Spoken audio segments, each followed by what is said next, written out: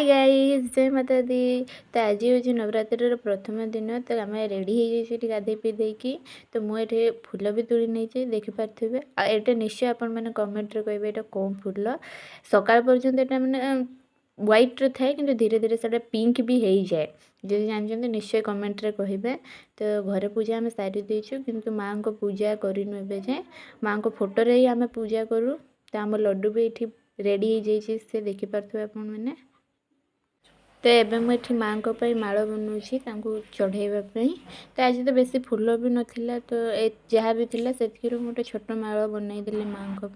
तो दीदी ये पूजार जहाँ जहाँ विधि से आरंभ कर देते जहाँ कर तो दीदी ये माँ को चुंडी और माड़ चढ़ाई आमको जमी नॉर्मल आसे पूजा घर जमी आम करूँ माँ को पूजा भी आम सेमती ही करुचु। तो बेसी किसी आम माने ब्राह्मण है होम एगुड़ा आम करूँ। तो आमको जमी नॉर्मल आसे सेमती ही करूँ। तो जहाँ फल उड़ भोग सब दीदी ये चढ़ाई देखिपारे मो माड़टा भी हाफ चढ़ाई दीदी बही भी पढ़े जुना नहीं तो देखिए। अपने भूख से पीड़ित बच्चों की चोंच में कितने प्रेम से अन्य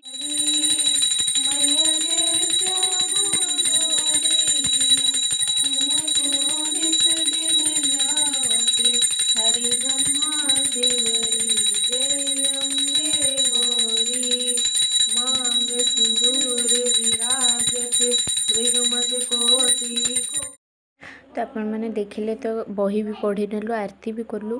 तो घरे आम समस्ते सबू पर्वपर्वाणी समस्त मिसिकी खुशी रे ही करूँ। तो घरे मु आरती सब आड़े देखई देवा पर एठी दीदी आउ जति फैमिली मेंबर समस्ते भी आरती नहीं नेले।